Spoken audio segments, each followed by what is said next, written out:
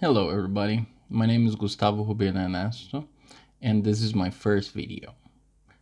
I intend to introduce myself in this video so you guys know where I come from and how I became an ESL teacher and the reasons why I created this channel and the website. So I have a little notes here on my computer. I may be looking at it from time to time, so I just want you to know that I'm not being a bad host or anything. It's just I need some guidance here. So I'm 36 years old right now, and I've been teaching English since I was 19 years old. I mean, I did tutoring before a little bit, but it wasn't that much.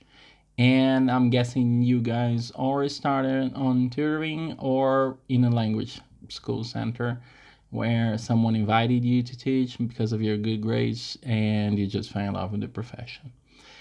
That did happen to me on tutoring, but I was 19. I was still looking to what to do, what to learn, and I don't know. I was kind of just going around and figuring out things out. And one person pointed out to me that my English was pretty good. I love talking, I love presenting new ideas. So why not teaching English? So I applied for a language school center and they accepted me. The only funny thing is that the school went bankrupt in 3 months, so that's my job. But I landed another one in a business school, a business English school, and that lasted for about almost 2 years. And it was kind of fun because I was teaching managers. It was very business driven. It was also I think the main industry and the people from automakers were the ones that were coming to the school and being taught by me and my colleagues at the time. The school also went bankrupt, and that's why I also lost my job. But that's when I really knew what I liked it, and I decided at age 22, I think it was, I tried for the third time university, and this time it really landed. So I went for a language teaching, and my major was in English. Uh, that was kind of interesting because uni was absolutely awesome. I love the university, and most important, I love all the subjects. Everything. I read absolutely everything.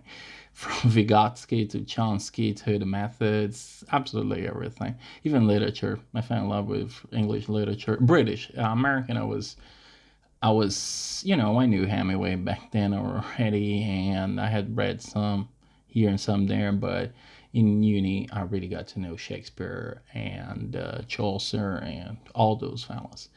So, and that's when I fell in love with two major subjects in my course, which was ESL methods and approaches, which later on I figured out that's one is part of the other. So I'll come to that in another video and the history of the English language. Because as I was doing university, I was also working, tutoring in my own place or visiting the students in their place. And I figured out that when you're tutoring, you're giving a lot of freedom.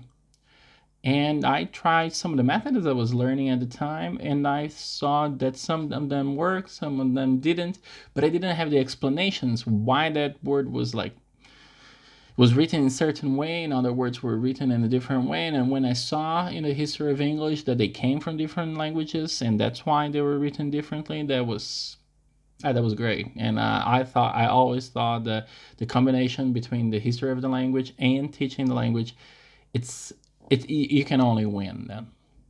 So when I graduated, no, before I graduated, and there were 2 years of internship in public and private schools. I did both, and I learned so much. It was great. It was great being an intern. It was great. The teachers helped me out so much, but I landed in the private sector. I'm not really into the public sector. But in the private schools, I didn't have so much liberty to do as I please in the classroom. The material was given to me. The school it had a big chain of schools, so it was well structured, and it is still is well structured. So after that, I was given a few classes after the 2 years of internship, and when I really landed my first class, it was something. It was first grade. I landed on first grade, and on first grade, I saw the material was really lacking. When you start teaching, when you're not an intern, it's a whole different ballpark. Oh man, it is hard, but you get there. Everyone when it faces how the method works and how you apply the method on every single day, and you see that the results could be better, you kind of accept the failures, or you move on and try to fix the failures. And that's what I try to do.